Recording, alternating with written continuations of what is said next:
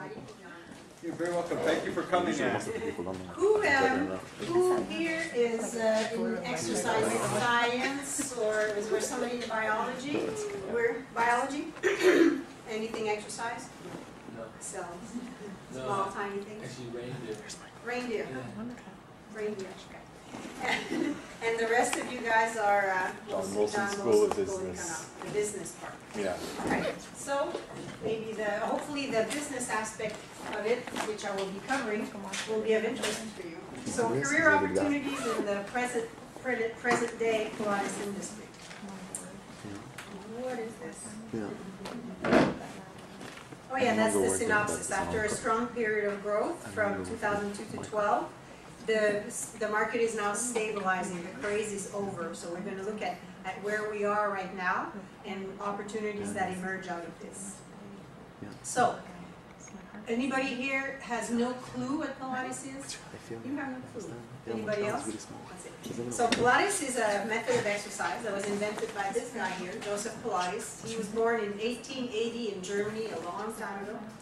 And he developed his exercise regimen when he was interned in a camp during World War I in England. So he wasn't in a concentration camp or anything like that. He just happened to be German in the wrong country when the war erupted. So he started to develop all these exercises that could be done in a small room, in the cells, to keep your muscles and your body healthy. And that was around when there was that big influenza, grippe espagnole epidemic, and apparently everybody who were doing the exercises stayed healthy during the epidemic. So that's the legend. He also developed a bunch of exercises that couldn't be done because he was helping in a hospital with the wounded soldiers. So he had the idea to put springs on the posts of the bed, on the mast, and started to put springs in to get them to move while they were getting better and over their injuries. So all that together developed what we know today as the Pilates method. So he worked, that's a little bit too much detail since we're not really exercise science. I will go over the talk about that. Well, maybe that's of interest for you because you're in the business part. So Pilates developed he moved to New York in the 20s, and so his exercise regimen was, organized. And his first clients were really the ballet dancers, the opera singers, the Broadway people, actors, singers, and the social elite of New York were amongst his first clients. And it stayed there for years, and he trained a few instructors over there. They're the elders that we know of. Some are still alive today that were trained by Mr. Pilates, so they're what called the elders. And I was trained by one of the elders, so I'm a first generation Pilates. That's how you can track Pilates generation. So those that I train are third generation Pilates instructors. And it was taught in New York for years. It went into LA around the 80s. And who was doing Pilates, yes, in LA? The movie stars.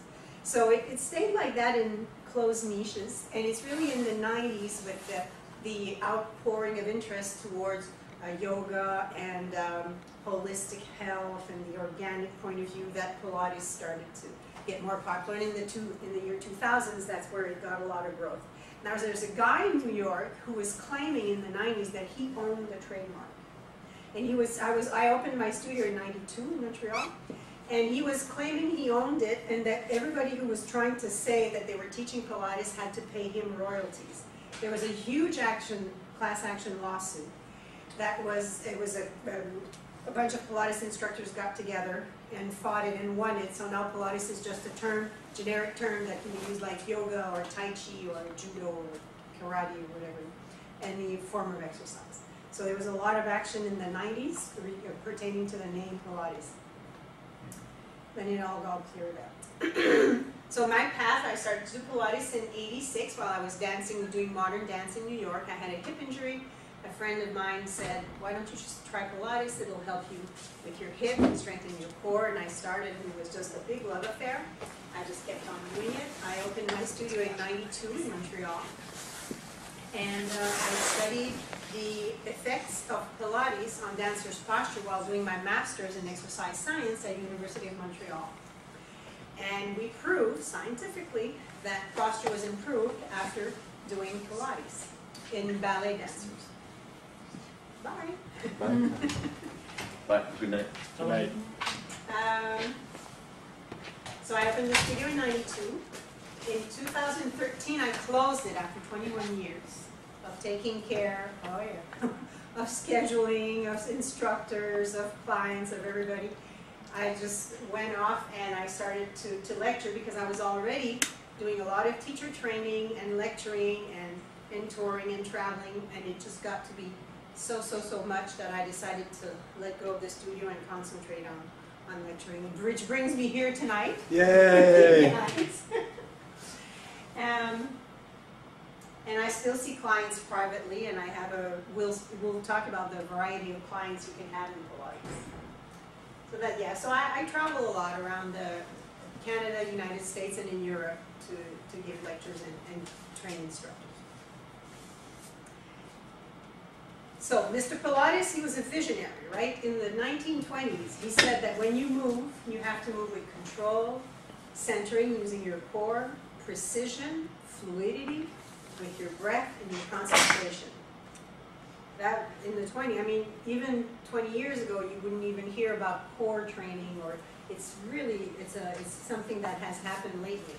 When I opened up in '92, core training was not even heard of. Now you see Swiss balls everywhere. Everybody's getting my core organized. It's a word that wasn't even heard back then.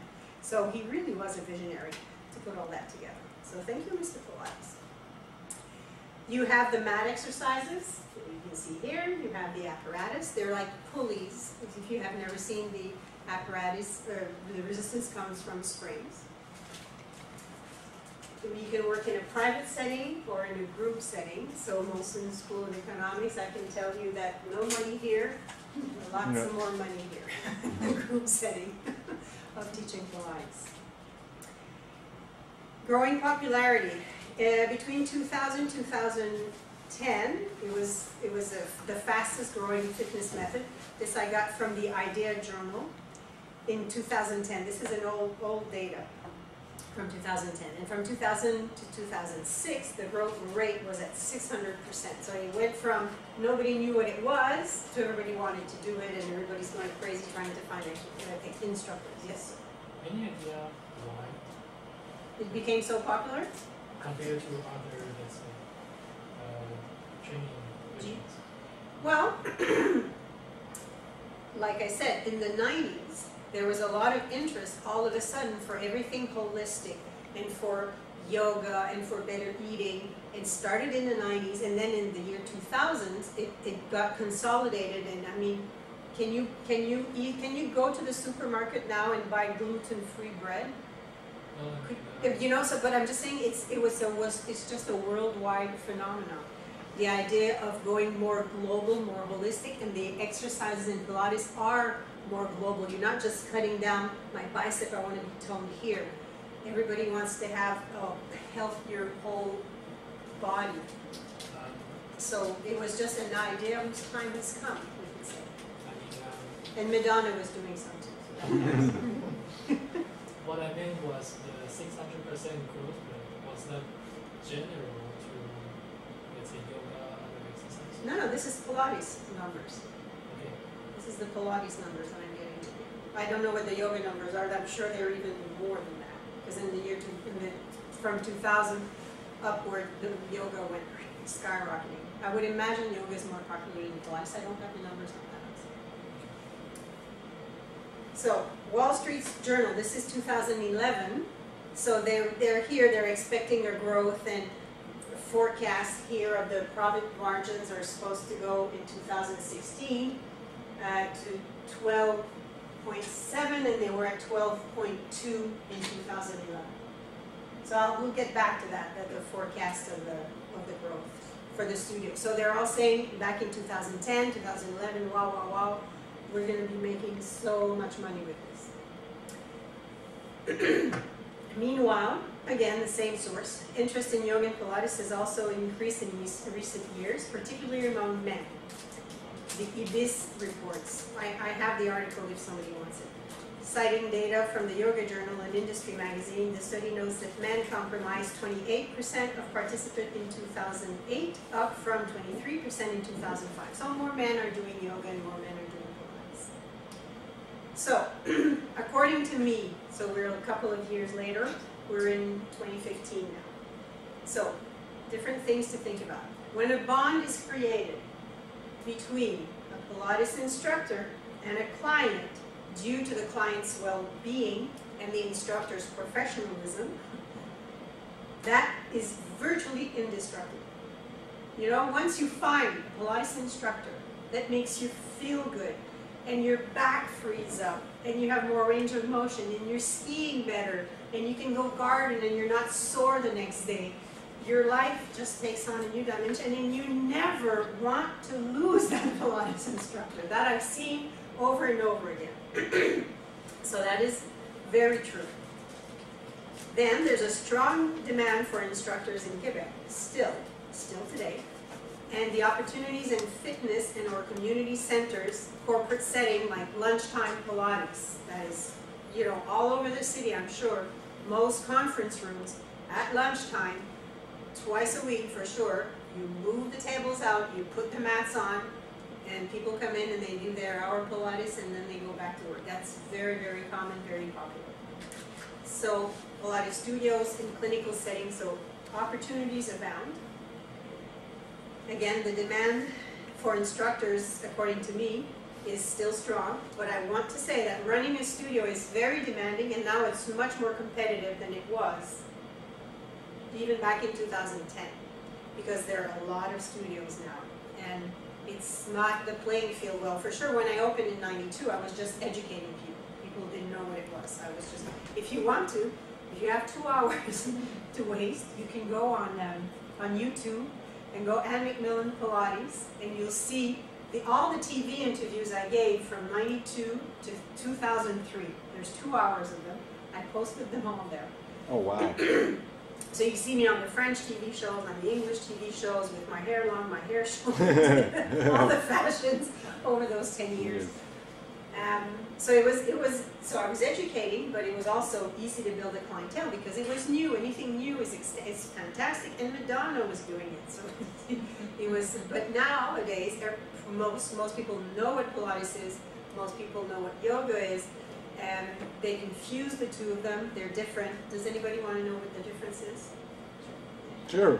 Okay, so in a nutshell, both techniques will work and develop your whole body strength and flexibility. Are you looking, if I'm in the camera, Yeah. Jonathan? So am I? Yeah. It's okay. Don't worry. So in both cases, you'll be working your overall strength and flexibility. And you'll be taking care of your posture and your breathing.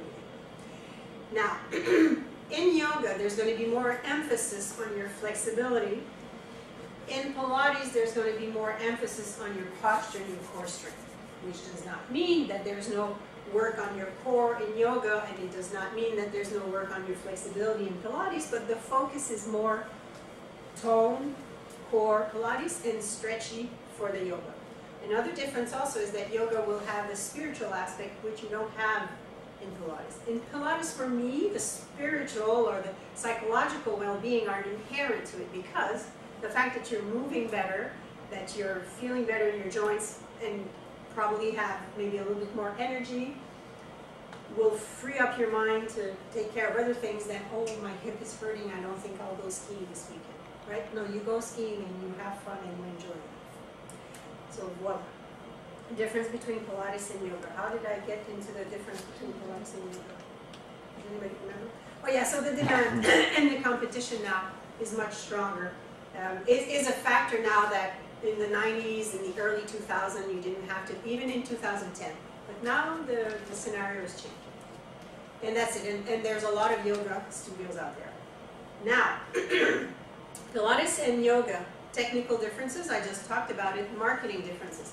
Now, in a Pilates studio, what's recommended is to have small group classes. If you want to have quality Pilates, you know, pretty much 10, 15 people maximum in your group classes.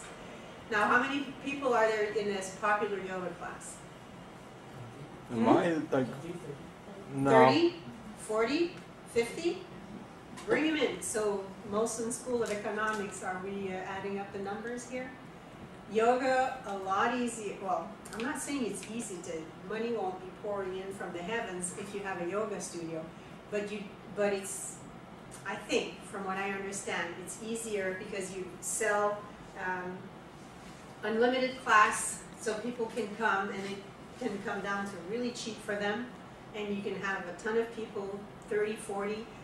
Most of the time, most studios don't really have to worry about there won't be enough space, right? You just sell. Yeah, there's not much capital investment in yoga. You don't have to buy a lot of equipment like you do for a fitness center. You don't have to buy treadmills or. That's it. So it's basically, it's the people come in with their own yoga mats, and you just sell each footprint set of space within the fitness facility. Yeah. For example, I had a studio, so I know about this.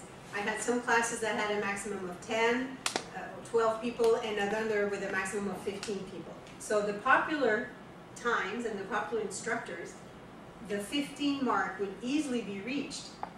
So you have to manage people registering. No, there's no room. Oh, I want to be on the waiting list. Oh, no, that's a lot of work for the front desk. A lot of work, believe me, because then they'll want to cancel. But then if I just cancel, if you cancel or they'll register, right? The unlimited thing. They'll register for 10 classes during the week, but they only show up to 2. I mean, it's mind-boggling how it can go wrong and be time-consuming. Plus, you've only billed 15 people, whereas in the yoga, it was unlimited, a lot less work at the front desk. You have maybe 40 people paying to be there. So huge, huge difference between Pilates and yoga. I'm certainly not here making Pilates sound like it's a very attractive business, but it's just a reality that you should be aware of. So you can't take all the software that exists to manage a studio. Don't take the yoga model and think it's going to work bang on for Pilates. There's an organization called the Pilates Method Alliance that promotes the industry and safeguards the standard. It's a nonprofit organization based in Miami, Florida. It's international. So thank you for the Pilates Method Alliance. I'll come back to the PMA. Instructor training, careful. Many instructors are not trained by recognized schools. So there's the big training is the mat training for an instructor, and then the apparatus training. So you want to make sure if you recommend or if you open a studio, you're going to be hiring instructors, make sure that they went and they studied in a program that is recognized by the Pilates Method Alliance. Now, to obtain the right to be called a certified Pilates instructor, you must pass the PMA exam. It's like the bar, is that? Yep. Does that make sense? Or the comptable agréé, or the what? Certified chartered accountant, right? Comptabilité agréable, something like that. Comptable agréé. Thank you. So, many schools are recognized to give a proper, full Pilates curriculum, and then you have to go and pass the exam. But many schools do not give out a real Pilates. So there's a lot of fly-by-night schools. I mean, some studios offer Pilates training over the internet on a weekend thing. You know, it's ridiculous. So it's a long period of time. It's a lot of energy. There's lots to learn. And to finish it off, the PMA exam. So why the PMA? To maintain industry standards and differentiate educated and dedicated instructors from people trying to capitalize on Pilates' popularity. There's the validity of the method. There's a body of evidence on Pilates, on the effects of Pilates is becoming substantial. So we have one science student here. So PubMed and CDI, I put desktop there because I have a... What? Excuse me, how do you say that in English? Abstract. Abstract. I have an abstract on my desktop of this computer if somebody's really interested, of a meta-analysis that just came out. Low back pain, Pilates, does it work, does it not work? So in the last 15 years, so many, I mean, it's Pilates on effects on hamstrings, on knees, I mean, there was one on the blood cells that I just saw, because I'm registered to NCBI. Does everybody know what the NCBI is? Can the biology student tell us? I don't know what it is. No? It's, I remember that. I remember it's, it. No, it's in the, it's like PubMed. It's in the States. And it's biology. It started to like a bank of, a data bank on biology, but now it's really huge and big. So I'm registered, and I've asked them to every week any research that come out that has been published that has the word Pilates in it, I get sent back to me. So there's a lot. It's when you Google stuff, sometimes you get published documents, but it's not from PubMed, which is closed. So it's like www.ncbi.org. So it's the free access but it's all free, research. And Yeah. NCBI is all free. So if you want to, you go to NCBI, you go to my NCBI, you register, or if you're interested in, I don't know what, biology and reindeers? Well, animal behavior. Here we go. But the bottom line is I want to tell you, if you're interested in the scientific aspect and the validity of the work, a lot is being done. Still a lot has to be done because it's still new, right? It's hardly 20 years. I completed my master's in '96, and I was one of the first to publish anything about the effects of Pilates on anything. It had hardly been studied back then. So it's not a long time if we look at the evolution of a body of knowledge on a particular subject. Instructor expertise, the domain of college, health, and science graduates, or future Pilates studio owners of the John Molson School of Economics, if that's what's of interest to you. So the domains are the therapeutic Pilates, you've got the general conditioning Pilates, and you've got Pilates performance, helping athletes develop their patterns. So the therapeutic aspect of it would be in a clinical setting where a physiotherapist, an osteopath has been seeing somebody and they're getting better and it's now time for them to move, and they would be going about it in the fashion of their Pilates exercises. General conditioning Pilates, so that's developing, you're working with the general population and you're helping them with their deep posture, their strength, their mobility, coordination to help them develop their bodies uniformly and hopefully enhance the quality of their lives. There's a big need for that too. Then you've got your performance Pilates. That's more of a niche, helping athletes, but you could also be working with weekend warriors. Here you have a picture of me, that's me with longer hair. And Jennifer Heil, the mogul skier. She won gold in Turin and silver in Vancouver. So I had the honor of working with her for 3 years leading up to Vancouver. So athletes really get a lot of help from working on Pilates to help them prevent injuries.